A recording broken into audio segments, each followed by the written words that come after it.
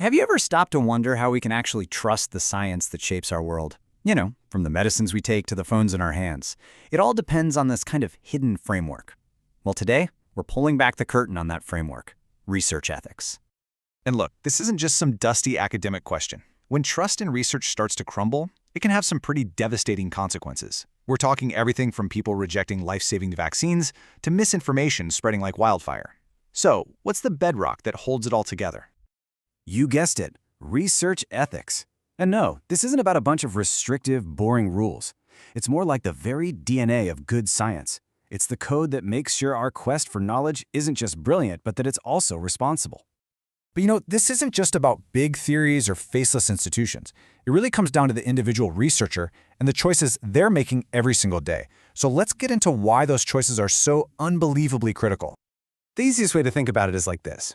Ethics are basically the lubricant that keeps the whole engine of research running smoothly. It helps people collaborate, it protects people's work, and ultimately, it makes sure the knowledge we're creating is something we can all actually rely on. Okay, let's dive into this. So how does a researcher actually navigate this whole ethical landscape? Well, it's a journey that starts way before any test tube is picked up or a survey is sent out. It really begins with one single crucial question. Am I doing this right? This first part is kind of like the architectural phase of research, right?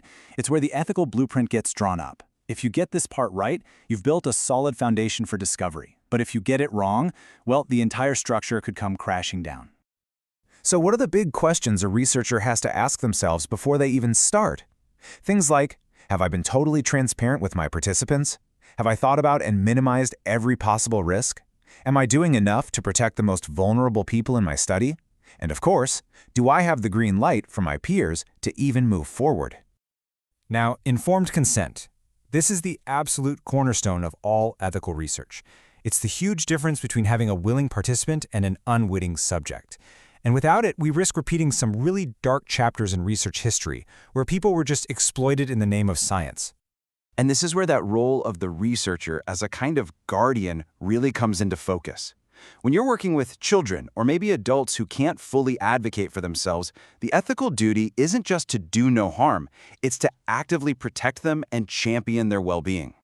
But hey, the ethical journey doesn't just stop once the research kicks off. Actually, it's during the whole data collection process that some of the toughest ethical puzzles can pop up.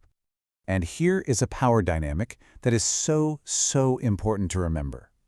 The researcher might be the one asking all the questions, but the participant, they always hold the ultimate power, the power to say no. At any time, for any reason. No explanation needed, period. So this is where it gets a little tricky. What happens when a researcher gets tempted to bend the rules a bit? Maybe offering a little extra cash to get people to participate, or maybe not telling the entire truth about what the study is for. These are those ethical gray areas where a researcher's integrity really gets put to the test. The race might feel like it's over, but the ethical victory lap, that's just as important. A researcher's responsibility goes way beyond that finish line of collecting data.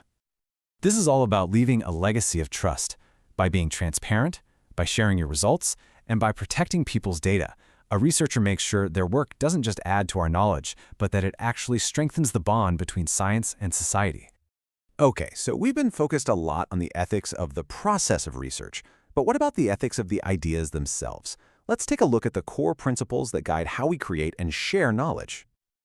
Originality. This is the lifeblood of research, isn't it? It's that spark of a brand new idea, the guts to challenge old ways of thinking, that drive to just push the boundaries of what we know. It's what separates a real innovator from just copycat. And originality doesn't always have to be some huge world-changing eureka moment. It can be something as subtle as looking at an old problem with fresh eyes, or as bold as mashing two totally unrelated ideas together to make something brand new. So, let's say you have that brilliant, original idea. How do you make sure nobody just steals it? Well, that's where things like copyright and patents come in. They're basically the legal shields that protect your intellectual property and make sure you get the credit you deserve.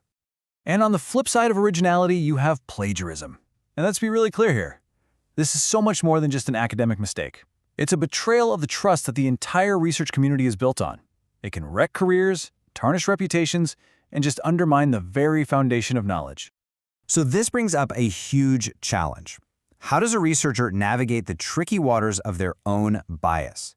I mean, the goal is always objectivity, but let's face it, we're all human. We all have our own feelings and prejudices. The key isn't to pretend they don't exist, but to actively work to keep them in check. The best way to think of it is as a kind of intellectual hygiene.